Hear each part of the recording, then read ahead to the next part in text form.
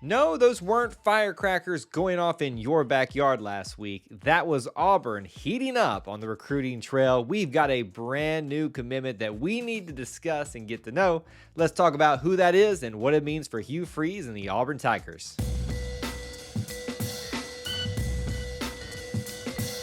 War Eagle, and welcome back to the channel. My name's Kyle here at E2C Network, where we share the whole Auburn experience. As you're watching or listening today, be sure to drop a comment down below about this particular topic. We'd love to hear your thoughts as we're sharing ours. We do always want to share about our friends at Alumni Hall. As an affiliate of theirs, we are very aware of the wide variety of apparel, gear, and other things that you can get from their stores throughout Alabama and even online. Be sure to visit them and check out their selection in the link in our description. It's that very first link down there. You will not be disappointed. Check out Alumni Hall in stores or at alumnihall.com. The timing couldn't have been perfect. It was a holiday after all, the 4th of July, and it had been almost a month since Auburn football's last commitment of linebacker Joseph Phillips. Go check out our video that we did on him. But now we have a brand new commit, another linebacker, D'Angelo Barber, who has decided to commit to the Auburn football 2024 class. This makes him the 4th of the summer thus far and the 3rd defensive commit in a row. Auburn had to battle several big names, including SEC rival Arkansas, to get this commitment. Let's start off with talking about the timeline of events that brought us to the point of his commitment. The offer from Auburn came on January 28th of this year. This particular staff was the first to offer him, not the previous staff, and it paid big dividends because it seemed like loyalty was a big thing for this guy, as Auburn and Arkansas, two of the first to offer him in terms of big names, were the ones that got most interest from him. Now, he did take several unofficial visits to Auburn in the early spring and late spring, and was even part of 7-on-7 camps here at Auburn, and finally decided after taking official visits to Arkansas and Georgia Tech, not even taking one to Auburn, that Auburn was the place that he wanted to be, and get used to seeing him around campus because he'll be back for Big Cat Weekend too. Now that you know how he got here, let's talk about some facts that you need to know about this prospect. He's a 3 to 4 star linebacker prospect from Clay Chalkville High School in Pinson, Alabama. In terms of measurables, he's listed right at an even 6 foot, approximately 220 pounds. Now, depending on who you talk to and who you read up on information for him, you'll probably see him listed as an inside linebacker. And given those measurables, that probably makes sense for him right now. We'll see what happens and how his body changes when he gets into a workout program on a college campus. So let's back up some of those facts with some stats. We'll talk about his last season, his junior year in high school. In total on the year, 115 tackles. 9 of those were tackles for loss.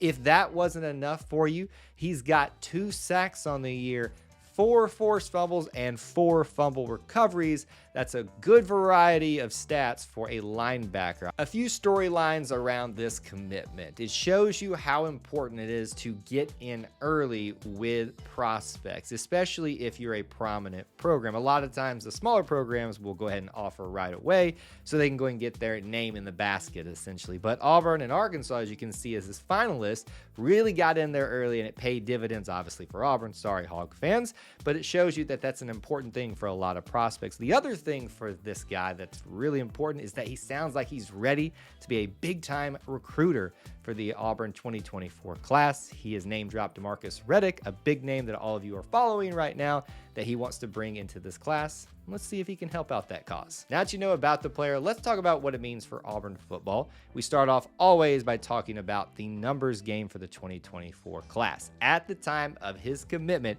that makes it 9 commits in the class, and all 9 of those are from the high school ranks. Also, this makes it the 5th defensive commit in this class and the 2nd linebacker so far. Now let's ask the big question: what will his opportunities be for playing time when he arrives on campus? As always, make sure you plan on these guys redshirting, but a lot of the times you see linebackers especially being used on special teams a lot, so you probably will get to see him early in some capacity. But in terms of finding playing time at the linebacker position, you're really expecting about 2 seniors to be gone from this year's team and a large crop of juniors where there may be some attrition. We'll watch and see what happens with that. But even beyond that, there's some young talent that's here. Robert Woodyard, Demario Talon, and even your other commit in this class so far, Joseph Phillips. They're going to be in the mix there. So there's going to be a lot of competition. So I wouldn't expect him to start or play a lot early at the linebacker position, but obviously he can come in and earn his way. I always like to talk about where these prospects come from in the recruiting game. Important to maintain pipelines. The most important one is your home state of Alabama, and this is the 6th in this class at the time of his commitment. You can see the importance that's being placed on by the staff to take care of your home state. It also comes from around the Birmingham area. Pinson is not necessarily considered Birmingham, but it's so close that I kind of consider it a subsidiary of all that.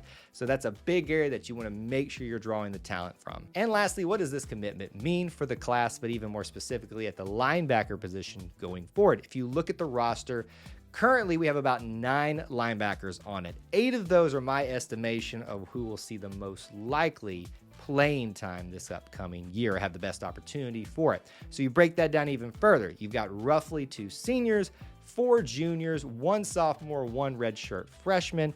And then let's even talk about this is the 2nd linebacker commit in the class thus far. So with all that to say this, some attrition will likely take place in my estimation amongst the juniors even after the seniors leave. I expect there to be some space opening up, which means we would take at least 1 more linebacker, but it also wouldn't be surprising to see us take a 4th one in this class too. So there you have it, my thoughts on your brand new linebacker commit, D'Angelo Barber. Would love to know your thoughts about him down in the comments section below. Be sure to do that to be entered into our ongoing subscriber giveaway that ends when we hit 4,000 subscribers, and make sure you're subscribed because that's part of the process too. And as always, check out those links in the description for ways that you can help support Alumni Hall and us here at E2C Network, where we share the whole Auburn experience. War Eagle.